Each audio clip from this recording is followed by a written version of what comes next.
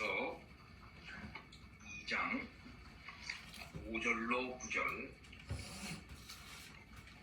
하나님이 우리가 말하는 바 장차 올 세상을 천사들에게 복종하게 하심이 아니니라. 그러나 누구인가가 어디에서 증언하여 이르되 사람이 무엇이기에 주께서 그를 생각하시며 인자가 무엇이기에 주께서 그를 돌보시나이까. 그를 잠시 동안 천사보다 못하게 하시며 영광과 존귀로 관을 씌우시며 만물을 그 발 아래 복종하게 하셨느니라 하였으니 만물로 그에게 복종하게 하셨은즉 복종하지 않은 것이 하나도 없어야 하겠으나 지금 우리가 만물이 아직 그에게 복종하고 있는 것을 보지 못하고 오직 우리가 천사들보다 잠시 동안 못하게 하심을 입은 자 곧 죽음의 고난 받으심으로 말미암아 영광과 존귀로 관을 쓰신 예수를 보니 이를 행하심은 하나님의 은혜로 말미암아 모든 사람을 위하여 죽음을 맛보려 하심이라. 아멘. 사랑하는 성도 여러분, 우리의 삶이 고단하다 한달지라도 우리는 예수 믿는 사람입니다. 예수 안에 있는 사람이고 우리의 머리이신 예수가 죽음을 이기시고 부활하시고 승천하셨고 지금 현재적으로 세상을 통치하고 계신 주님이란 사실을 우리는 믿는 사람입니다. 이것이 예수 믿는 것이지요. 그래서 예수를 통해서 하나님께서 이 세상에 하나님의 공의와 소리가 잘 들립니까? 네. 하나님의 공의와 하나님의 그 샬롬을 우리들에게 드러내 주시는 분인 줄 분명히 믿습니다. 그래서 예수를 믿고 산다고 하는 것은 이 세상에서 승리자로 살아나가는 것이고 완성자 예수 그리스도를 믿고 의지하여 나가는 자들이라 하는 사실을 우리는 분명히 믿고 살아나가야 할 것입니다. 이런 은혜가 여러분들에게 충만해서 모든 어려움과 고통을 능히 이겨낼 수 있으시기를 바라는 것입니다. 우리가 그동안에 히브리서 1장을 읽었고 히브리서 2장 1절로 4절까지의 말씀을 우리들이 읽었습니다. 그리스도가 천사보다 우월하다고 하는 논증을 1장 4절로부터 2장 28절까지 하는 것입니다. 그러한 본문 가운데 하나의 사파로서 2장 1절로부터 4절이 들어가 있는 거예요. 그러니까 천사보다 탁월하신 그리스도를 통해 주어지는 구원을 너희는 가볍게 여기지 말라 하는 당부의 말씀이 들어갔다. 이렇게 지난번 시간에 얘기를 했습니다. 이 당부의 말씀은 앞으로 있을 여러 가지의 당부의 첫 번째 말씀이 된다라고 얘기를 했습니다. 이제 우리가 읽을 2장 5절로부터 이제 9절까지 그 이후의 문맥은 무엇입니까? 바로 이것은 다시 1장 4절로부터 14절의 본문으로 다시 돌아가는 겁니다. 그러니까 2장 1절서부터 4절은 사파라 그랬어요. 중간에 들어가는 거라 그랬어요. 그러니까 그 문맥을 쏙 빼버리고 이제 다시 1장 4절로부터 14절에 끝나는 걸로 다시 원문맥으로 돌아가는 거예요. 그러니까 천사보다 우월하신 그리스도란 본래 내용으로 돌아간다는 것입니다. 즉 히브리서 기자는 1장에서 그리스도가 하나님의 아들로서 하나님과 동등된 권세와 능력과 지위를 가지고 있기 때문에 천사보다 우월하다고 논증을 한 반면에 오늘 여기 본문에서는 그 아들이 그런 대단한 분이 인간의 비천한 형체를 입고 오셨음을 말하고 있는 것입니다. 그러나 그것은 죄의 노예 상태에 있는 인간들을 대신하여 죽으심으로 그들에게 생명과 영광과 충만을 주시기 위함이지, 결단코 영원히 자기를 비하시켜 낮은 자리에 있기 위함은 아니다. 그래서 잠시 동안 이런 말을 여기 사용하고 있는 것입니다. 따라서 히브리서 기자는 그리스도께서 하나님의 백성들을 구원하는 이 땅에서의 사역을 완성하시고 승리의 주로서 다시 본래의 신적 지위를 회복을 해서 천사보다 우월한 지위에 있으시다 라고 하는 사실을 다시금 말하고 있는 것입니다. 자, 그렇다면은 왜 그리스도가 비천한 인간의 모습으로 이 땅에 자기를 비워서 낮은 자리에 있을 수밖에 없었는가? 그 이유를 설명을 하는 것입니다. 왜 이런 이유를 설명하느냐 하면은 히브리서 기자가 이 히브리서를 쓰는 목적과 관계가 돼 있어요. 유대인 출신의 그리스도인들은 우리들이 믿는 그리스도란 분이 다른 말로 말해서 예수가 누구냐? 십자가에 달린 분이 아니냐? 그는 낮아지신 분이고 인간에 불과하다. 비천한 우리의 형체를 입고 우리와 같이 그렇게 살아나갔던 그런 분인데 어떻게 그분이 그렇게 위대한 분일 수가 있겠느냐 하는 의심에 빠질 수가 있다 이 말이에요. 거기에 대한 대답을 넣은 것입니다. 왜 그런 우월한 지위에 있는 그분이, 천사보다도 탁월한 그분이, 그야말로 하나님의 아들인 그분이, 하나님과 그래서 동등한 그분이, 천지를 창조하신 그분이, 천지를 지금 붙잡고 계신 그분이 왜 이 땅에 오셔서 비천한 신분으로 오시고 그 형벌의 십자가를 지실 수밖에 없었는가? 그 이유를 설명을 하는 것입니다. 그래서 십자가만 바라보는 사람들, 그래서 이 땅에 예수님의 육적인 삶을 바라보는 그런 사람들은 그런 예수가, 그런 나사렛 예수가, 그런 목수의 아들 예수가, 십자가에 달린 그 예수가 어떻게 천지 만물을 지으시고 천지를 지금 붙잡고 계시고 그래서 천사보다도 탁월하실 수가 있는 그분일 수가 있겠느냐? 그렇다면 왜 그가 그렇게 그런 짓을 했느냐 말이야. 그런 일을 했느냐? 여기에 대한 대답을 주고 있는 것이다 이 말씀이에요. 이 본문이.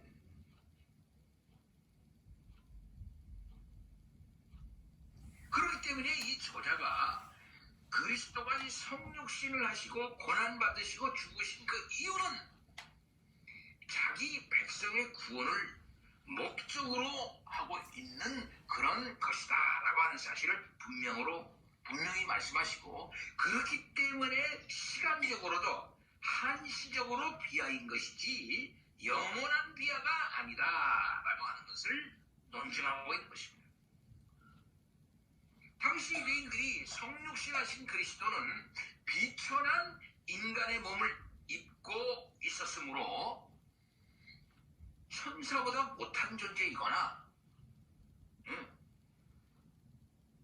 그런 존재가 될 수밖에 없는 거 아니겠느냐? 이렇게 주장하고 있었기 때문에 그 오해를 불식시키기 위한 것이었다. 이렇게 말씀할 수 있는 거라 이겁니다. 그리스도는 본질상, 그래서 하나님과 동등한 분으로서 그 어떤 피조물과도 감히 비교할 수 없는 가장 높으시고 위대하시고 영원한 분이시다. 그런 분이 그렇게 십자가에 달려 죽을 수밖에 없는 인간적으로 보면은 참으로 비참할 수밖에 없는 그런 모습을 보이신 이유가 뭐겠느냐? 그것은 자기의 영광을 버리시고 비천한 우리의 형체를 입고 오셔서 우리를 위해서 고난과 질고를 대신 받으신 일이시다. 신이 우리의 모든 것들을 다 체휼하시고 그래서 끝내는 자기의 생명을 화목제물로 바치려고 했기 때문에 그렇게 하신 것이다 라고 하는 사실을 말한 것이다 이 말씀이죠. 따라서 그리스도의 이 자기 비하는 우리에게 생명과 영광을 주기 위한 것이므로 우리는 이러한 것들을 통해서 예수 그리스도의 모습을 보면서 그는 그야말로 우리들의 구원을 위해서 스스로 낮아지신 분이시다 라고 하는 사실을 분명히 믿고 의지해야 한다 라고 하는 사실을 말하는 것입니다. 그래서 2장 5절에 보니까 하나님이 우리가 말하는 바 장차 올 세상을 천사들에게 복종하게 하심이 아니니라 이렇게 분명하게 말씀하시는 것입니다. 장차 올 세상을 천사들에게 복종하게 하심이 아니니라 이렇게 분명하게 이제 말씀하고 있습니다. 그럼 여기서 장차 올 세상이 뭐겠느냐? 장차 올 세상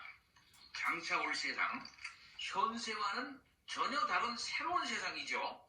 장차 올 세상이니까 이것은 뭐냐면 종말에 완성될 하나님의 나라를 가리킨다라고 말씀할 수가 있겠습니다. 종말이라고 말하면 항상 초림을 생각하셔야 돼요. 재림을 먼저 생각하면 안 됩니다.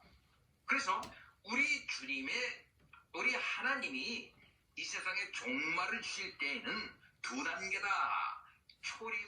초림과 재림이라는 두 단계로 종말을 주신다 하는 사실을 우리는 늘 생각을 해야 하는 것입니다. 그리스도께서 초림하심으로써 하나님 나라의 실질과 그 특징들, 그 내용들이 이미 다 초림에 다 들어와 있어요. 예. 그래서 이 초림 때에 구약 시대에 얘기를 했던 예언했던 그런 것들이 이제 원리적인 차원에서 다 이제 성취가 되는 것입니다. 그러나 이것이 이제 실질적으로 완성되어야 될 때까지는 재림 때 가서 완성되어지는 거죠. 그래서 초림 때에 들어온 하나님의 나라가 이제 재림에 이르기까지 계속 발전해 나가는 것입니다. 그래서 보리 서말 속에 들어져 있는 누룩처럼 겨자씨 하나를 계속 변화시켜 아니면 그것이 자라나서 큰 나무가 돼서 많은 새들이 깃드는 것처럼 그래서 그늘이 생겨가지고 거기에서 모든 나그네가 쉬는 것처럼 그렇게 완성될 나라를 향해서 이제 나가는 것입니다. 이미 씨앗이 떨어졌어요.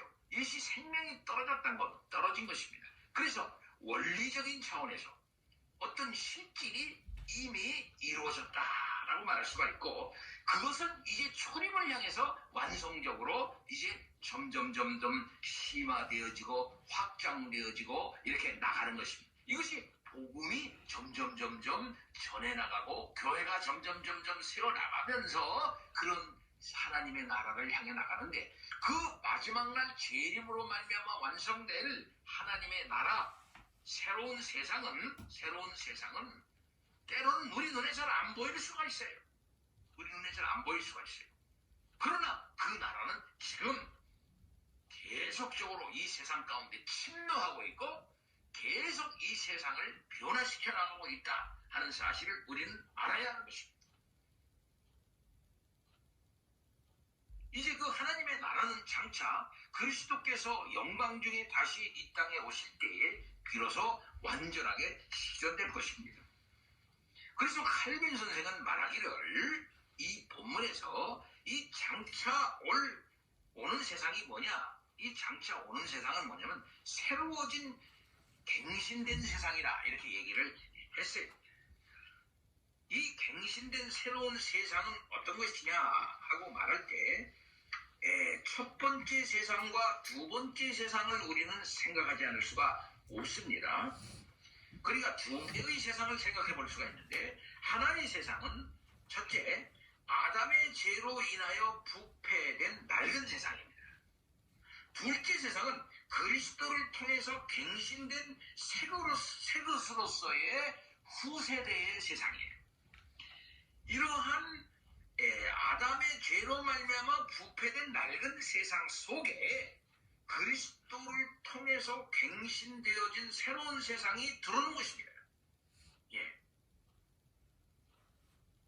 그래서 이러한 새로운 역사들이 계속적으로 그리스도를 통해서 돌아가지고 세상을 변화시키는 거예요. 사람을 변화시킵니다. 사람을 변화시킵니다. 그래서 중생의 역사를 하셔요. 그래서 중생한 사람들을 모아가지고 중생한 사람들을 중심으로 한 새로운 세상을 만들어놔요. 그래서 그 새로운 세상 속에 새롭게 변화되어진 질서가 임해요. 인간의 죄로 말미암아 이것이 계속 어려움과 이제 부족한 면을 많이 있긴 있지만, 원리적인 차원에서 그것은 계속적으로 역사해 나가시게 되는 것입니다. 언제까지?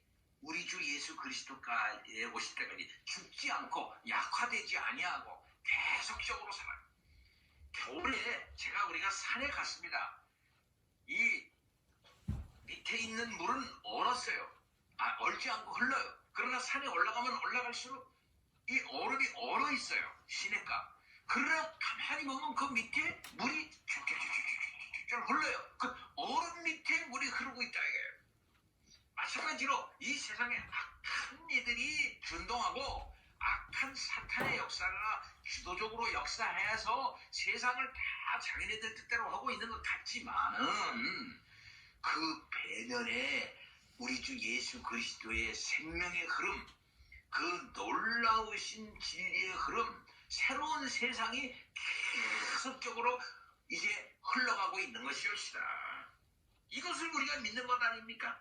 이런 새로운 갱신된 세상이 이제 우리 가운데에서 원리적으로 또 내용적으로 어느 정도 실질적으로 우리 가운데 지금 역사되어지고 있고, 완벽한 큰 바다 대를 이룰 때까지 이를 향해서 나가고 있는 거예요. 네. 그걸 지금 얘기하고 있는 것입니다. 그런데 이 장차 오는 이 세상은 천사들에게는 복종케 하심이 아니니라 이렇게 말을 하고 있습니다.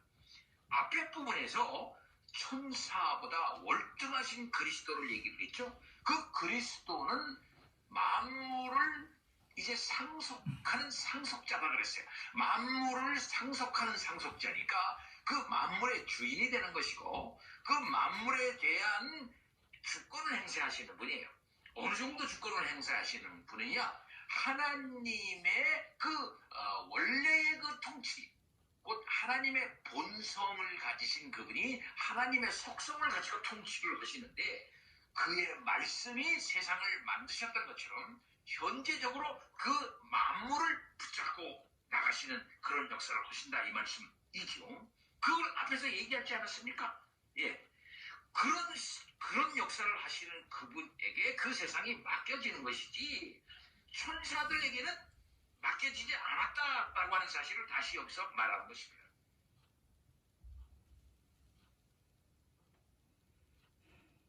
하나님의 나라는 장차 그리스도께서 재림하셔서 이미 초림 때에 자신이 친히 성취하신 구속사역에 근거해가지고 신자와 불신자들을 계속적으로 갈라가지고 가르치다가 마지막 날 최후 심판을 통해서 불신자들을 지옥 불못에 던지시고, 신자들은 천국으로, 온전한 천국, 완벽한 천국으로 이제 인도의 드림으로 완성되는 거죠.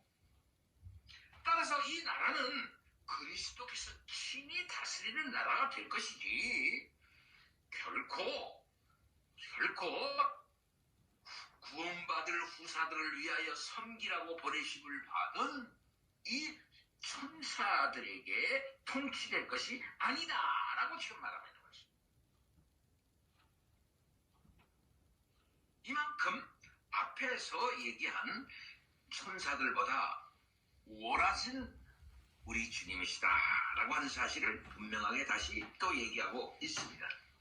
그리고 2절서부터 그 아래 부분은 예수님의 성육신의 의의를 설명을 하는데, 이러한 놀라운 분이, 그럼 이렇게 놀라운 분이 왜 성육신 하신 거야? 이걸 설명하는 거예요. 그 성육신 하신 그 자체, 곧 예수의 인간적인 모습 그 자체를 보면은 이거 천사보다도 못해. 여기에서 어떻게 인간적인 눈으로 볼 때에 하나님의 본성을 볼 것이며 하나님과 동등된 그의 자격을 보겠습니까? 유대인들은 그걸 보지 못했던 거거든요. 곧 저는 나사렛 예수 아니야? 목수의 아들 아니야? 저 사람 요셉의 아들인데? 저 사람의 형들을 우리가 다 알고 있잖아. 저 사람은 심지어 랍비 학교도 다닌 사람이 아니야 라고 예수님을 아주 낮추어봤거든요. 네. 그러니까 그런 인간 예수에게서 그들이 어느 정도 굉장히 존중하는 천사마저도 보지를 못했던 거거든요. 하나님의 모습을 보길랑사리, 예? 하나님의 모습을 보길랑사리, 천사의 그 모습도 볼 수가 없었고 아주 비천한 인간의 그 모습을 보았던 것이거든요. 그러면 왜 예수님이 그런 비천한 모습으로서 이 땅에 오셨고 십자가에서 그 인간적으로 볼 때는 그런 비참한 죽음을 죽지 않을 수밖에 없었느냐? 하늘의 아버지가 세상 만드신 분이 그걸 얘기하고 있는 거예요. 그래서 6절서부터 8절까지는 시편 8장 4절부터 6절을 인용하면서 그걸 얘기를 하고 있어요. 시편 8절부터 4절부터 6절은 다윗이 쓴 겁니다. 그러나 누구인가가 어디에서 증언하여 이르되, 그랬어요. 공동번역을 이걸 어떻게 번역했냐면요, 성서에 어떤 이가 이렇게 증언한 내용이 있습니다 라고 번역을 하고 있는데, 누구인가가 어디에서 증언하여 이렇게 말하는 것은 히브리서가 구약을 인용하는 독특한 방법이에요. 구약을 인용할 때 이렇게 인용해요.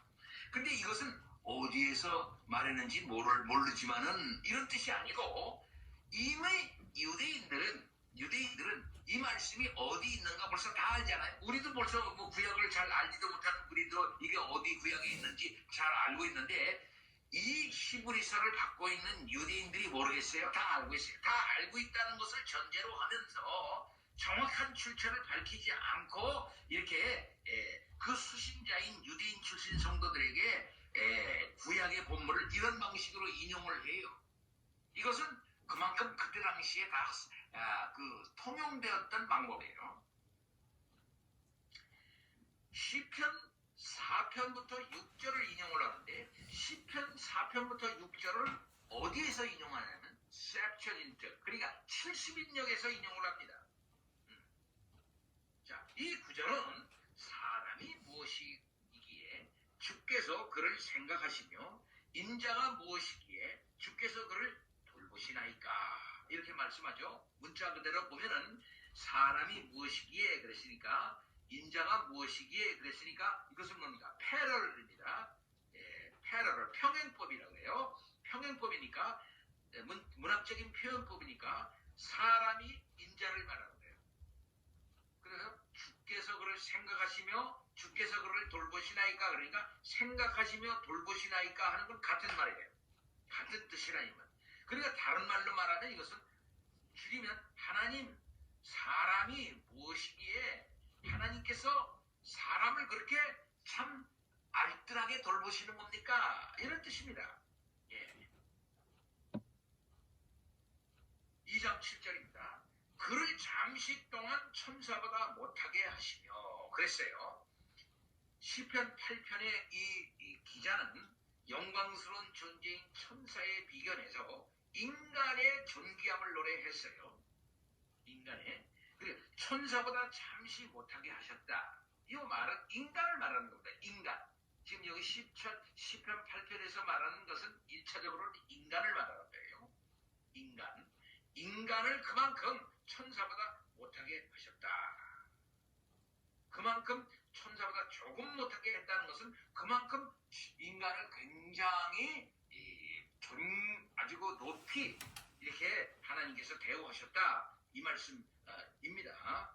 인간은 처음 창조될 당시에는 천사보다 우월하거나 동등하게 창조되었어요. 그럼에도 불구하고 인간이 천사에 비해 열등하게 된 것은 타락해서 그 본래의 영광을 상실했기 때문입니다.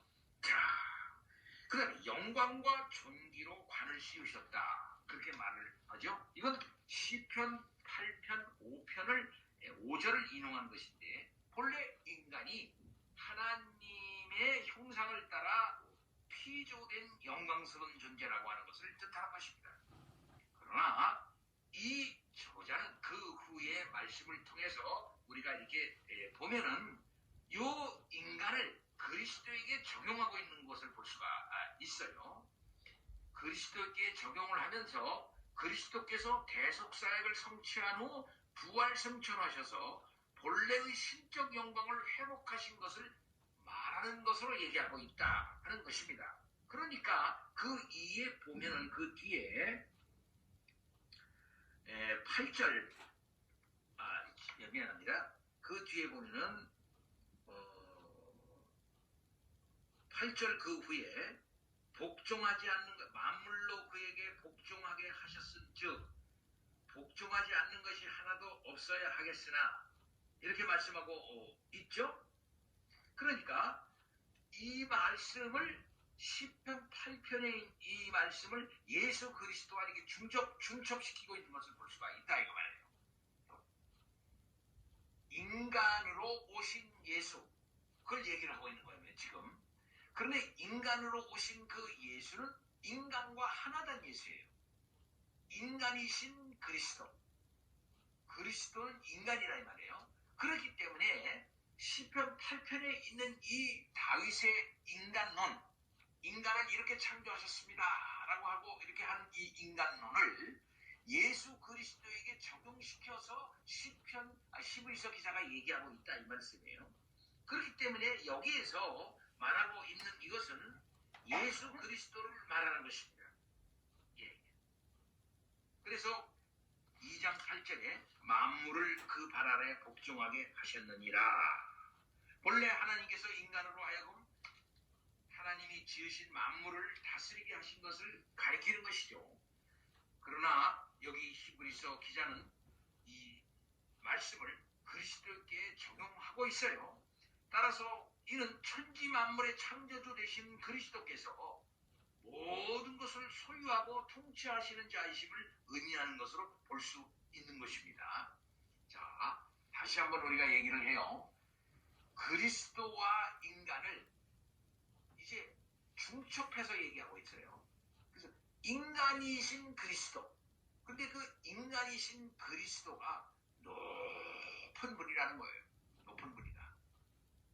그래서 구약의 시편에서 얘기하고 있는 그 인간론을 그리스도에게 적용시켜가지고 그리스도가 이만큼 높은 분이다 라고 하는 사실을 이제 말씀을 하는 것이죠. 자, 그래서 지금 우리가 그럼에도 지금 우리가 뭘 보고 있습니까? 우리가 만물이 아직 그에게 복종하고 있는 것을 보지 못한다 그랬어요. 복종하고 있는 것을 보지 못한다. 이 복종하고 있는 것을 보지 못한다 하는 이 말은 무슨 말이겠습니까? 그리스도께서 만물의 통치자이심에도 불구하고 아직 만물이 그리스도에게 온전히 복종하고 영광 돌리고 있지 않는 그것을 뭡니까? 우리가 본다는 거예요. 언제? 지금 본다 이 말이에요. 지금. 예, 지금 우리가 보고 있다 이 말씀이죠. 그래서 이 만물이 어떨 때는 어떨 때는 인간에게 마구 그냥 피해를 줘요. 지진이라든지 폭풍이라든지 막 쓰나미라든지 뭐 도저히 인간의 의지와 다른 어떤 이런 걸 막 일으키고 있어요. 뿐만 아니라 죄로 말미암아 타락한 이후에 이 피조물이 죄에 굴복하는 이런 일이 생기고 인간으로 말미암아 그런 모든 것이 영향 주어준 일이 생김으로 말미암아 이 피조물인 동물들이 인간을 두려워해요. 두려워하다 못해 자기네들이 가지고 있는 포악성으로 인간을 막 공격하기도 해요. 피해를 주기도 해요. 예, 이런 일들이 일어난단 말이에요. 그래서 지금 우리가 그랬으니까 지금 우리는 아직까지 예수 그리스도가 재림에 오시기 그 이전이 지금입니다. 지금 종말이 예수 그리스도로 말미암아 종말이 오기는 와서 종말적 세상을 우리가 살아나가고 있기는 있지만 여기에는 뭡니까? 긴장이라는 게 있어요. 긴장. 이미와 아직의 이 구도 속에 예수 그리스도가 오셔서 우리를 구속하시고 현재적으로 통치하고 계시긴 하고 있지만 마지막 날 우리 주 예수 그리스도가 오시기까지는 인간의 죄성이 계속 발로해. 인간의 죄로 말미암아 타락한 모든 것으로 영향준 이 자연과 모든 이 인간 사회들이 모든 이런 것들이 죄로 말미암은 잘못된 작동을 해요. 그래서 인간에게 막 피해를 줘요. 그래서 만물이 아직 그에게 복종하고 있는 것을 보지를 못해. 누가? 우리가 지금 이 상태에 있는 우리가 보지를 못한다 이 말이에요. 예. 그래서 우리 주 예수 그리스도께서 재림에 오실 그때까지 사탄과 불신자들은 최후 심판이 오시기 그때까지 자기네들이 지배자인 것처럼 행세를 하고 자기네들이 가지고 있던 죄악된 본성을 막 최대한 발로 해가지고 자기네들의 그 악한 본성을 드러내되 결국에는 예수 그리스도의 통치를 막 반대하면서까지 막 나가요. 그래서 적그리스도로 행동을 막 해가면서 예수 그리스도의 나라를 반대하고 막 공격을 해야 되는 데까지 이른다 이 말이에요. 그래서 지금 우리가 그걸 보질 못해. 뭘 보질 못해? 만물이 그에게 복종하고 있는 것을 보지를 못해. 그런 일이 있어. 네. 그러나 아까 우리가 생각한 것처럼 우리는 원리적으로 이미 그리스도가 죽음을 이기셨잖아요. 우리 주님이 부활했다고 하는 사실은 뭐냐면은 이 세상에서 가장 큰 권세인 인간을 짓누르고 있었던 가장 큰 권세인 그 죽음을 이겼다는 거거든요.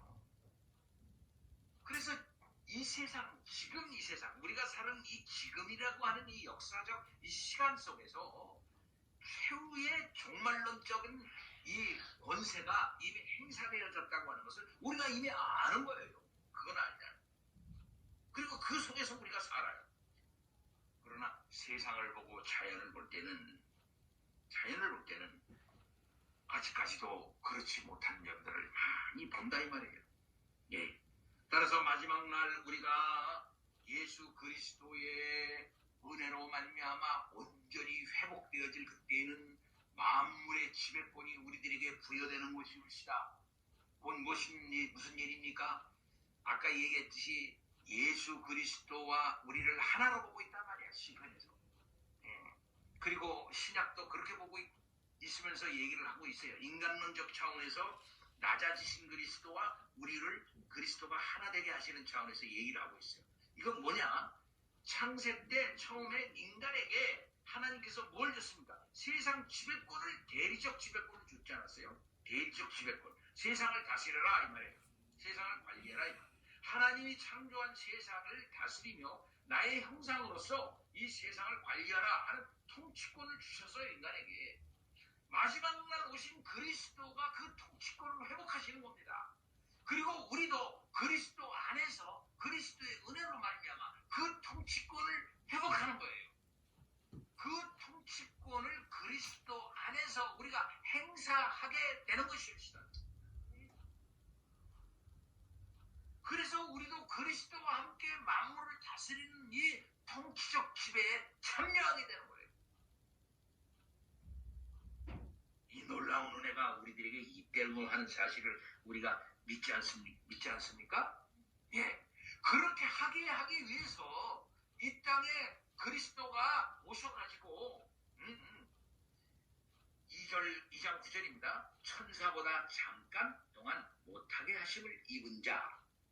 곧 그랬어요. 곧. 근데 그게 뭐냐면은 죽음의 고난 받으심을 말미암아 영광과 존귀로 관을 쓰신 자.